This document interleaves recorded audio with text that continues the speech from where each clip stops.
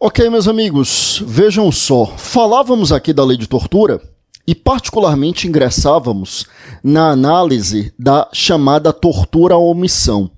A tortura à omissão, volte comigo aqui para a tela, é exatamente a que está prevista no parágrafo 2º do artigo 1º da lei de tortura. Então, está escrito aí, aquele que se omite em face dessas condutas. Essas condutas aí é uma alusão ao artigo 1º, inciso de número 1 e inciso de número 2, e também ao parágrafo 1º, né? Porque o parágrafo 1º também trata de uma hipótese de tortura, ou pelo menos figura equiparada ao crime de tortura. E essa tortura omissão, ela tem uma grande particularidade. Volte comigo aqui para a tela, olha só. Então, aí diz assim: aquele que se omite em face dessas condutas quando tinha o dever de evitá-las ou apurá-las. Olha só, quando a gente diz o dever de evitá-las, né?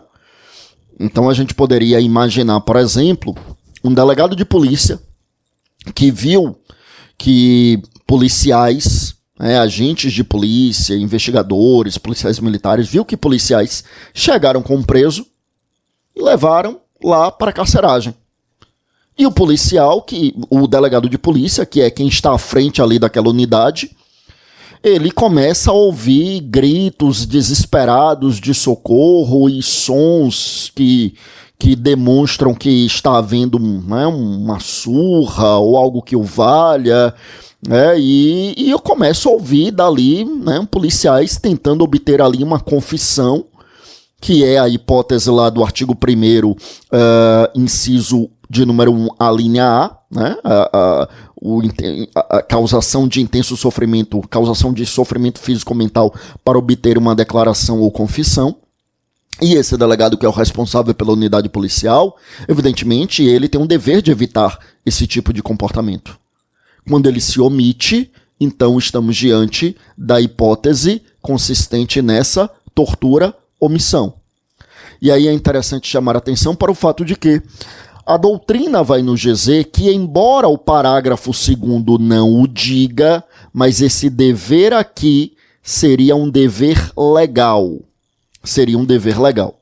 Tá? E aí o dever de evitá-las, como nesse exemplo que eu trouxe, ou de apurá-las. Tá?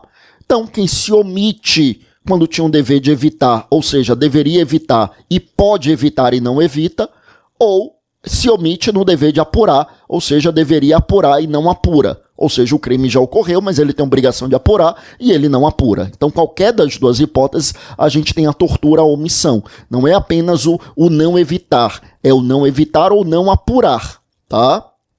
Aí eu quero chamar sua atenção para o seguinte, meus amigos.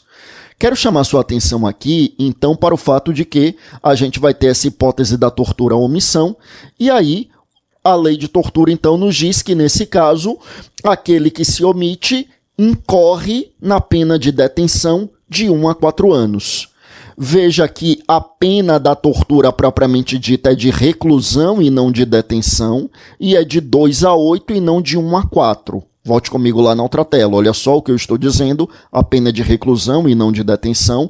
Lembre comigo que a reclusão, evidentemente, é a modalidade mais gravosa de pena privativa de liberdade, e essa reclusão, uma grande particularidade dela é que ela admite ali o regime inicial fechado. Na detenção, a priori, a gente não tem regime inicial fechado, embora a gente vá analisar aqui que a lei de tortura, ela, em determinados casos, fala no regime inicial fechado, a gente vai chegar lá. Mas a ideia é que, fundamentalmente, a diferença entre pena de reclusão e pena de detenção é que na reclusão o regime inicial pode ser fechado, semiaberto ou aberto, e na detenção o regime inicial somente pode ser semiaberto ou aberto, não poderia ser o fechado. Agora, o que pode acontecer é de o sujeito estar no semiaberto ou aberto, cometer uma falta disciplinar e regredir para o fechado, mas ele não iria iniciar no fechado na pena de detenção. E, ademais, isso a gente está falando de qualidade de pena, se reclusão ou detenção. Quando a gente vai para a quantidade de pena, aí a gente percebe que a pena, então, cai pela metade. Então, a pena que seria de 2 a 8 passa a ser de 1 a 4, conforme nós dizíamos, tá? Então, é o que nós temos aqui nessa situação, a pena de reclusão de 2 a 8, e aí a gente passaria a ter a pena de detenção de 1 a 4, tá bom? Olha só, meus amigos, vou avançar aqui mais um pouco, tá? O que mais que a gente vai ter aqui em relação a essa situação? Bom, a grande particularidade desse parágrafo 2º é a seguinte, meus amigos. Vejam, aqui nós temos uma exceção ao que o nosso ordenamento jurídico nos traz em relação à figura do garantidor, também chamado de garante. A figura do garantidor ou do garante está no Código Penal, no seu artigo 13, parágrafo 2º, né? O Código fala em relevância da omissão. A expressão garantidor, garante, é a expressão doutrinária. Mas assim, o que é que o Código nos diz, né? O Código nos traz a figura do garantidor. A gente adotou, inclusive, a teoria do alemão chamado Kaufmann, né? Vou colocar aqui. Kaufmann, ele nos traz a teoria das fontes formais de garantidor. O que é que diz essa teoria das fontes formais de garantidor? Ela nos diz que só é garantidor aquele que a lei disser que é garantidor. E é o que a gente adota. Então, para nós, existem 3 tipos de garantidor. Os 3 tipos no artigo 13, parágrafo 2º. Quem é o garantidor? Em primeiro lugar, aquele que tem obrigação legal de cuidado, proteção e vigilância. Em segundo lugar, aquele que, de outro modo, assume a responsabilidade de impedir a ocorrência do resultado. Quer dizer, ele não tem um dever legal, mas ele se obriga de algum outro modo, como ele se obriga contratualmente, por exemplo. Então, por exemplo, quem tem obrigação legal, o policial, né, que aqui entraria, por exemplo, né, o policial, o bombeiro, os pais em relação aos filhos menores, esses possuem obrigação legal de cuidado, proteção e vigilância.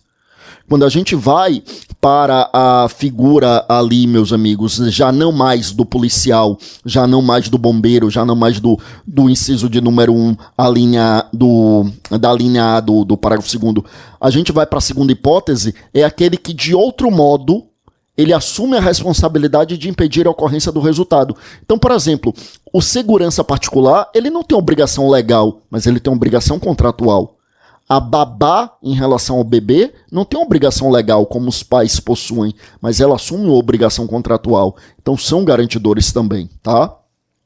E a terceira hipótese de garantidor, terceira e última hipótese, é aquele que, com seu comportamento anterior, cria o risco de ocorrência do resultado. Esses os 3 casos, então, em que a gente fala na figura do garantidor. Veja que aqui a gente teria uma figura do garantidor, porque a gente está falando de alguém que tem um dever, e como eu disse aí, a doutrina diz que aqui é o dever legal, mas ainda que não fosse o dever legal, que fosse o dever de outra forma, quer dizer, a gente não teria aí a primeira figura do garantidor, o que tem obrigação legal, mas teria a segunda figura, que é aquele que de outro modo assume a responsabilidade de impedir a ocorrência do resultado, seria garantidor da mesma forma. O fato é que aqui, meus amigos, a gente tem um garantidor, e qual é a regra em relação ao garantidor? Garantidor é alguém que tem a obrigação de evitar o resultado, e quando ele pode evitar o resultado e não evita, lembra que o garantidor ele só é responsabilizado, não basta ele poder, não basta ele ter a obrigação de evitar o resultado, ele também precisa poder evitar, né? Ele tem que ter condições, no caso concreto, de evitar o resultado. Então, quando a gente fala em garantidor, veja só, garantidor é aquele que tinha obrigação de evitar o resultado, e aí, além de ter obrigação de evitar o resultado, ele, no caso concreto, podia evitar o resultado. Ele tinha um dever de evitar e ele podia evitar, mas ele não o faz. Nesse caso, o que é que acontece? Ele, garantidor, responde pelo resultado que deveria e podia evitar, mas não evitou. Por isso que a gente costuma dizer, o garantidor que deixa morrer responde como se tivesse matado. O garantidor que deixa furtar responde como se tivesse furtado. O garantidor que deixa roubar responde como se tivesse roubado e por aí afora. Então o garantidor que não... o garantidor devia e ele que devia e podia evitar o resultado e não faz, responde como se tivesse produzido aquele resultado. Tá bom? Bom, dito isto, né, feitas essas considerações, aí eu avanço mais um pouco para o seguinte. Eu avanço mais um pouco para deixar claro, então, que o garantidor, a grande regra do nosso ordenamento jurídico, como eu dizia, o garantidor, com a sua omissão, ele responde como se tivesse praticado crime comissivo. Então, o garantidor que deixa roubar responde como se tivesse roubado. O que deixa morrer responde como se tivesse matado. Tudo bem. Aqui, se nós seguíssemos a regra do nosso ordenamento jurídico, o que é que a gente diria? Que o garantidor que deixa torturar responde como se tivesse torturado. Ou seja, se a gente estivesse seguindo a regra estampada no Código Penal, esse garantidor aí responderia lá, meus amigos, pela mesma pena de reclusão de 2 a 8 anos e não com essa pena bem mais branda de detenção de 1 a 4. Tá? Então, importante atentarmos para isso, importante então atentarmos para o fato de que aqui a gente tem uma exceção à regra do garantidor. Aqui eu tenho um garantidor. Por que eu tenho um garantidor? Porque o código, a lei de tortura diz que ele deve evitar ou apurar, né? O garantidor é na parte do dever evitar. Então, se ele deve evitar o resultado e ele não evita, né? Ele é garantidor. Ele deveria responder pela figura comissiva. Mas aqui o legislador criou uma outra regra. E o legislador pode muito bem criar essa outra regra, não tem problema nenhum. A gente precisa lembrar aqui o que está previsto, meus amigos, no artigo 12 do nosso Código Penal. O artigo 12 do nosso Código Penal, ele trata justamente de legislação penal especial, né, a chamada legislação extravagante. E esse artigo 12 do nosso Código Penal, então, nos diz: as disposições deste Código se aplicam à legislação especial, salvo disposição de lei em contrário. Ou seja, a priori, aquilo que está lá no Código Penal vale para a legislação extravagante. Mas nada impede que a legislação extravagante não aplique o Código Penal quando ela dispuser em sentido contrário sobre algum ponto específico. Então, por exemplo, a lei de tortura, ela não fala sobre tentativa, sobre erro de tipo, sobre erro de proibição, sobre todos esses institutos lá do Código Penal. Então, como a lei de tortura não tem disposição em sentido contrário, em todos esses casos, a gente vai aplicar as disposições do Código Penal, sem problema nenhum. A grande questão é que, veja só, meus amigos, a hipótese aqui, neste caso da figura do garantidor, que é em sentido contrário. Se é em sentido contrário, então aí a gente afasta a aplicação do Código Penal e a gente acaba por aplicar a lei aqui, que é a lei de tortura. Então aqui a gente foge à regra do garantidor. Pela regra do garantidor, eu repito, com esta omissão aqui, nós teríamos então um crime comissivo, mas não é o que acontece aqui. O próprio tipo penal previu uma omissão, de modo que a gente acaba por ter aqui um crime omissivo próprio, também chamado de crime omissivo puro. É isso mesmo, não é impróprio não. Impróprio seria se a gente aplicasse a regra do Código Penal. Eu teria um garantidor que, com sua omissão, responderia como se tivesse praticado a tortura. Aí seria um crime omissivo impróprio, tá? Mas aqui é omissivo próprio. Por quê? Crime omissivo próprio é este em que o próprio tipo penal pressupõe a omissão. E é o que acontece aqui, veja só, quando ele diz aquele que se omite, então pressupõe a própria omissão. Tá bom? Então aqui é crime realmente omissivo próprio, tá? Aqui realmente crime omissivo próprio, tá? Sendo crime omissivo próprio, recorde comigo que aqui, meus amigos, nessa hipótese do crime omissivo próprio, eu repito, recorde comigo que nessa hipótese não cabe a tentativa. Nessa hipótese do crime omissivo próprio, não cabe a tentativa, tá? Não cabe tentativa em crimes omissivos próprios, porque crimes omissivos próprios são crimes unissubsistentes, ou seja, a conduta não pode ser fracionada. Eu não tenho como fracionar a omissão. Ou a pessoa se omitiu ou ela não se omitiu, não existe um meio termo. E aqui, se ela se omite, ela consuma o crime. Se ela não se omite, obviamente não seria nada. Não tem um meio termo, né? Então, crime omissivo próprio não admite tentativa, é o que acontece aqui, tá bom? Volte comigo aqui para a tela, meus amigos. Olha bem, então essa situação aqui do parágrafo 2º. Eu avanço então para o parágrafo 3º. Parágrafo 3º diz assim: se resulta lesão corporal de natureza grave ou gravíssima, a pena é de reclusão de 4 a 10 anos. Se resulta morte, a reclusão é de 8 a 16 anos. Vamos por partes. Para começo de conversa, perceba que aqui nós temos os crimes pré-dolosos, ou seja, crimes nos quais eu tenho dolo na conduta e culpa no resultado. Ou a gente poderia dizer também dolo no antecedente e culpa no consequente. Ou seja, eu tenho dolo de praticar a conduta, mas eu não queria produzir o resultado. Mas aí eu pratico a conduta e acabo produzindo o resultado culposamente. Pois bem, qual o dolo aqui? O dolo de torturar. Mas de tanto torturar, acabou ocasionando um resultado mais grave, a lesão grave, a lesão gravíssima ou ali a morte do sujeito. E aí é interessante a gente perceber que aqui a gente tem um crime de lesão corporal qualificada pela morte. Volte comigo aqui para a tela. É esse crime aqui, cuja pena é de reclusão de 8 a 16 anos, aparece no finalzinho aí do parágrafo 3º, na parte inferior aí da sua tela. Né? Então, 8 a 16 anos. Então, aqui é a tortura qualificada pela morte. Cuidado. Veja, tortura qualificada pela morte é um crime aqui da lei de tortura. E lá no Código Penal a gente tem um crime de homicídio qualificado pela tortura.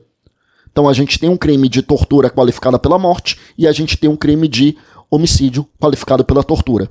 Nos dois casos eu tenho tortura, nos dois casos eu tenho morte. Qual é a diferença? O dolo do agente. O dolo do agente lá no homicídio é o dolo de matar, o animus necandi. E neste caso a tortura é utilizada apenas como um meio para a prática do crime. Então, desde o começo ele tem um dolo de matar, ele tem a intenção de matar, e a tortura é o meio do qual ele se vale para a prática do crime. Então, eu quero matar, desde o começo ele quer matar. Mas não basta matar na opinião dele, ele tem que matar torturando. Desde o começo ele quer matar, homicídio qualificado pela tortura. E quando é que a gente tem, então, a tortura qualificada pela morte? Justamente quando a gente tem um crime pré-doloso. Ele quer torturar, mas ele não queria matar. Só que a vítima não resistiu à tortura. Vamos imaginar que ele tem ali, ele quer torturar para obter a confissão da vítima. Né?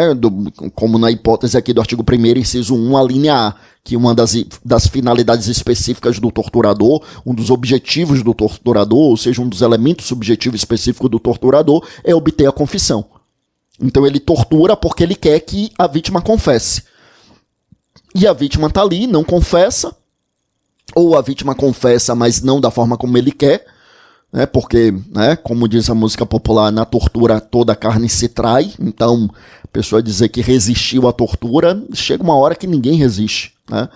A não ser que o torturador seja muito incompetente, e é difícil você encontrar um torturador incompetente, porque para praticar maldade não depende de tanta competência assim. Então, mas imagine que a pessoa está confessando, ou não está confessando, ou está confessando da forma que o sujeito não quer, mas o sujeito ali, ele continua impingindo dor ali à vítima, um intenso sofrimento físico, tal. Enfim, e aí a vítima não resiste e morre. Nesse caso, aí eu tenho esse crime aqui, que é um crime de tortura qualificada. Sim, aqui no parágrafo 3º nós temos qualificadoras. Então aí eu teria a tortura qualificada pela morte. Então veja, se o dolo inicial do agente era matar, né, e a tortura é um meio que ele vai empregar para matar, é o homicídio qualificado pela tortura, artigo 121, parágrafo 2º, inciso de número 3 do Código Penal.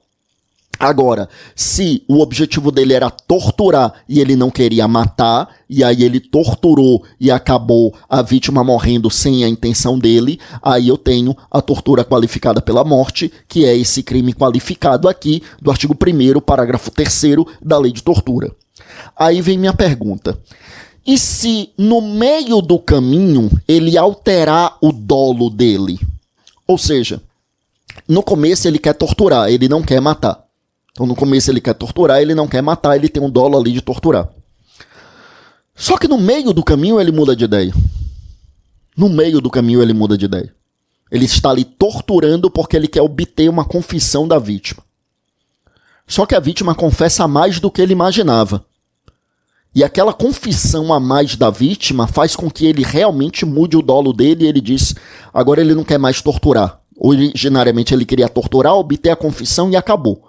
Agora depois que a vítima confessa e confessa mais do que ele imaginava, aí ele fica com tanta raiva que agora ele muda o dolo dele e agora ele quer matar e ele mata.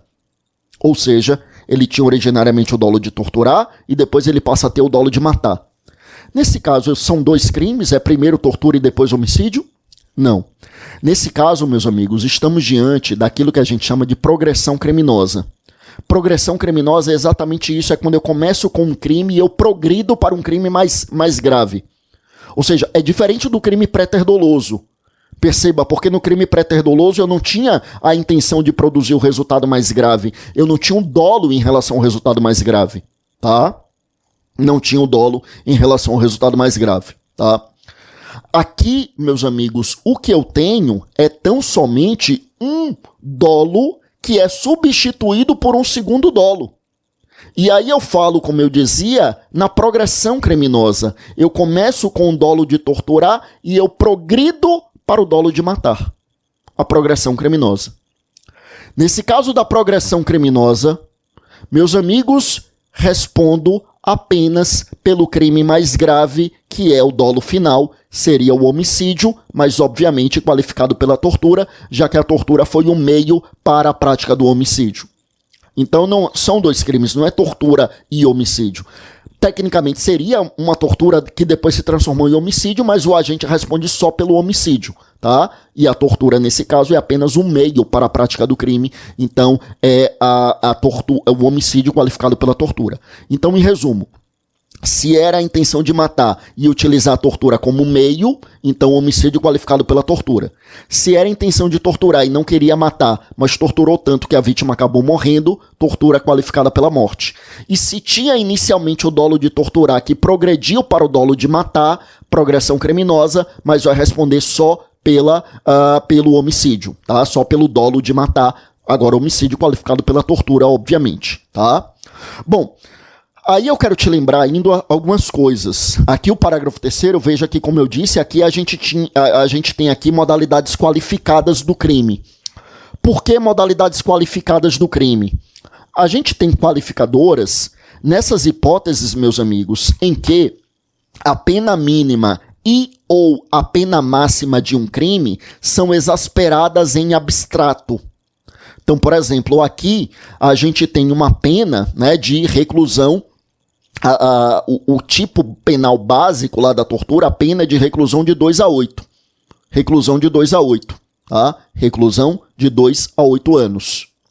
Todavia, se a gente tiver essa qualificadora, perceba que aí ela passa a ser uma reclusão de 4 a 10 ou uma reclusão de 8 a 16. Então vejam, eu tenho uma alteração em abstrato dos parâmetros mínimo e ou máximo da pena. Poderia ser só a pena mínima ou ser só a pena máxima, mas geralmente são as duas, tá? Então a pena que era de 2 a 8 passa a ser, por exemplo, de 8 a 16 ou de 4 a 10. Então a pena mínima e a pena máxima prevista em abstrato em relação ao tipo penal base é alterada. Isso é qualificadora, tá? Então aqui são as qualificadoras do crime de tortura. Veja então, a primeira qualificadora aí, diz aí o parágrafo 3º assim, se resulta lesão corporal de natureza grave ou gravíssima. É interessante porque o Código Penal, que é quem trata da lesão corporal, não utiliza a expressão gravíssima. A lesão corporal, ela está prevista no artigo 129 do Código Penal. O 129 caput nos diz ofender a integridade corporal, a saúde de outrem. E aí, no parágrafo 1º, a gente tem as hipóteses de lesão grave. Aí tem lá, por exemplo, quando da lesão resulta a aceleração de parto, a debilidade de membro, sentido ou função, a incapacidade para as atividades habituais por mais de 30 dias. Então aí a gente está falando o perigo de vida. Então aí a gente está falando de lesão grave. Aí no parágrafo 2º do mesmo artigo 129, o Código continua a chamar de lesão grave, mas a doutrina e a jurisprudência já chamam de lesão gravíssima. Veja que aqui na lei de tortura o legislador optou também pela expressão lesão gravíssima. Aqui é uma referência ao artigo 129, parágrafo 2º do Código Penal. E aí quando é que a gente tem lesão gravíssima? Quando da violência resulta não mais a aceleração do parto, como na lesão grave, mas sim o aborto, que é o caso da lesão gravíssima. Não mais a debilidade de membro, sentido ou função, mas sim a perda de membro, sentido ou função. Não mais a incapacidade para as atividades habituais por mais de 30 dias, mas sim a incapacidade permanente para o trabalho. A deformidade permanente, aí são hipóteses de lesão gravíssima. O fato é que, lá para a lesão corporal, se a lesão corporal é grave, a pena é de 1 a 5 anos, reclusão de 1 a 5 anos. Se é gravíssima, a pena é de reclusão de 2 a 8. Aqui, todavia, perceba, quando a lesão grave ou gravíssima figuram, meus amigos, como qualificadora da tortura, veja que a pena é a mesma. Então diz aí, se resulta lesão corporal de natureza grave ou gravíssima, a pena é de reclusão de 4 a 10 anos. Então, se da tortura resulta lesão grave, as hipóteses do artigo 129, parágrafo 1º, ou resulta lesão gravíssima, artigo 129, parágrafo 2º, a gente vai ter essa pena de reclusão de 4 a 10 anos, tá?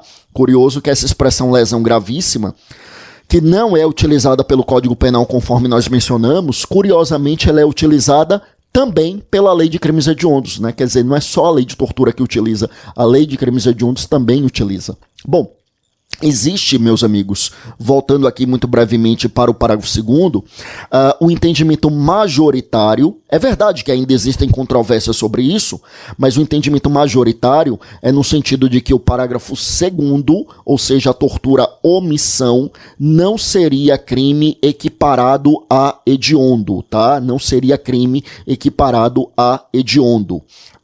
E aí, até curioso chamarmos a atenção para o fato de que é uma pena relativamente baixa, realmente, né? Se a gente parar para pensar, por exemplo, é um crime cuja pena mínima admite a suspensão condicional do processo. Lembrando que eu voltei aqui para o parágrafo 2º e estou me referindo aqui à tortura omissão, tá? Admite a suspensão condicional do processo. A suspensão condicional do processo é justamente para os crimes cuja pena mínima não ultrapasse 1 ano. E aqui a pena mínima é de 1 ano, né? A pena mínima de 1 a 4 anos. E aí nem importa saber se nesse tipo de crime houve violência ou grave ameaça, embora aqui não tenha havido propriamente dito, né? Porque aqui a conduta criminosa é a própria omissão. É como eu dizia, aqui não é o garantidor que com sua omissão vai responder pelo crime comissivo e aí não caberia, e aí seria crime com violência ou grave ameaça. Não, aqui é um crime omissivo próprio. A conduta criminosa é descrita no próprio parágrafo 2º e a conduta criminosa é justamente a própria omissão, né? É justamente, meus amigos, a própria omissão, tá? Então, assim, há o entendimento majoritário no sentido de que há um entendimento majoritário no sentido de que não seria crime equiparado a hediondo, o parágrafo 2º, né? E há um entendimento pacífico de que cabe a suspensão condicional do processo, porque é crime cuja pena mínima não ultrapassa 1 ano. Lembrando sempre que para a suspensão condicional do processo, o parâmetro realmente é a pena mínima, pouco importando a pena máxima, e pouco importando também se é crime com ou sem violência ou grave ameaça, tá? Só para a gente caminhar para fechar aqui, meus amigos, vejam só, então a gente tem aqui ainda um parágrafo 4º para esse artigo 1º, que nos traz as causas de aumento de pena para o crime de tortura. Veja bem, no parágrafo 3º, conforme nós dizíamos, nós temos as qualificadoras. Ou seja, a pena mínima e máxima em abstrato são alteradas em abstrato. É como se a gente tivesse novos tipos penais com novos parâmetros quantitativos de pena mínima e ou máxima. Agora aqui, meus amigos, quando a gente fala no parágrafo 4º, veja que já não estamos falando em qualificadoras, estamos falando em causa de aumento de pena, ou seja, estamos falando em um patamar de pena, um patamar de aumento que vai incidir sobre a pena. No caso aqui, um patamar de 1/6 até 1/3. Tá? Então aqui no parágrafo 4º não são qualificadoras, são causas de aumento de pena, que também são chamadas de majorantes. Lembre comigo que elas incidem na terceira fase da dosimetria da pena. Eu fecho esse bloco, volto no próximo bloco para a gente encerrar a lei de tortura, falando do parágrafo 4º e avançando para os próximos artigos, que é uma lei muito pequena. O grosso da lei realmente é esse artigo 1º, que a gente vai encerrar daqui a pouco, quando a gente retornar no próximo bloco. Vamos lá.